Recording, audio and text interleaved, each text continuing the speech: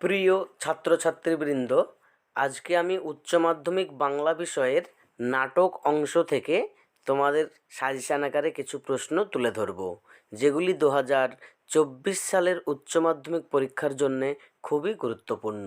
এসো তাহলে দেখে নিই। যে নাটক রয়েছে দুটি, এই দুটি নাটকের মধ্যে যে কোনো একটি নাটক থেকে যদি ভালো করে পড়া যায় তাহলেই তোমরা কমন পেয়ে যাবে। কেননা দুটি নাটক থেকে প্রশ্ন আসবে দুটি, যে কোনো একটি উত্তর করতে হয়। তো আমি দুটি নাটক থেকেই কিছু প্রশ্ন তোমাদের সামনে তুলে ধরলাম। প্রথমেই বিভাব নাটক। 1 নম্বর প্রশ্ন, এবার নিশ্চয় লোকের খুব হাসি পাবে। কী প্রসঙ্গে একথা বলা হয়েছে, আলোচনা করো। অথবা না, কোথাও জীবনে হাসির খোরাক নেই। বক্তা কে? সে কেন একথা বলেছে? এ থেকে তার কোন পরিচয় পাওয়া যায়? 2. বিভাব নাটকের নাট্যরীতির যে নতুনত্ব ফুটে উঠেছে তা আলোচনা করো। 3. আমাদের মনে হয় এর নাম হওয়া উচিত অভাব নাটক। অভাবের চিত্র বিভাব নাটকে কিভাবে প্রকাশ পেয়েছে লেখো। 4. এই ঘরের মধ্যে জীবনকে উপলব্ধি করা যাবে না। জীবনকে উপলব্ধি করার জন্য বক্তা কী করেছিলেন? শেষে তার কীরূপ অভিজ্ঞতা হয়েছিল? 5. বুদ্ধিটা কী করে এলো তা বলি। কোন বুদ্ধি এবং তা কিভাবে এলো নাট্যকারকে অনুসরণ করে আলোচনা করো। অথবা প্রশ্নটা এইভাবে আসতে পারে, তাই অনেক ভেবেচিন্তে আমরা একটা প্যাচ বের করেছি।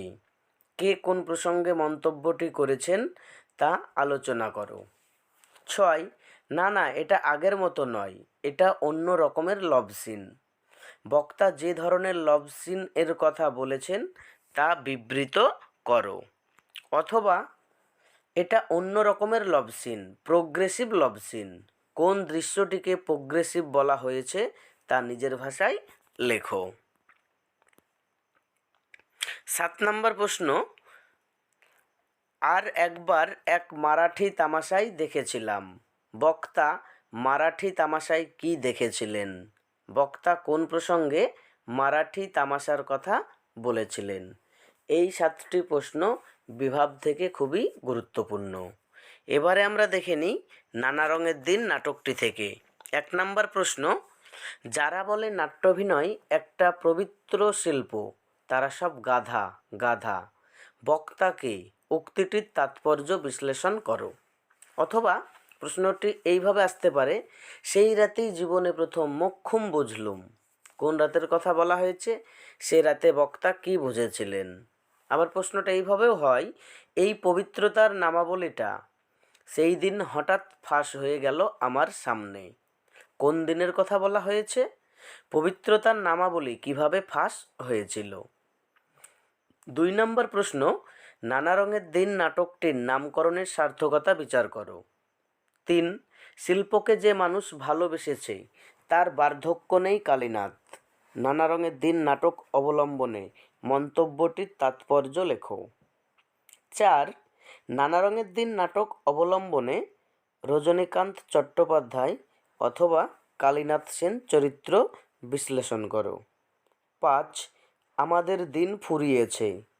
কে কার প্রসঙ্গে এই উক্তি করেছেন? বক্তার এই উপলব্ধির কারণ ব্যাখ্যা করো। এই কয়েকটি প্রশ্ন নাটক অংশ থেকে পড়লেই আশা করি তোমরা এবছর নাটক অংশ থেকে প্রশ্ন কমন পেয়ে যাবে। পরবর্তী ভিডিওগুলি পেতে চ্যানেলটি সাবস্ক্রাইব করে পাশে থাকা বেল আইকনটি অন করে রাখো।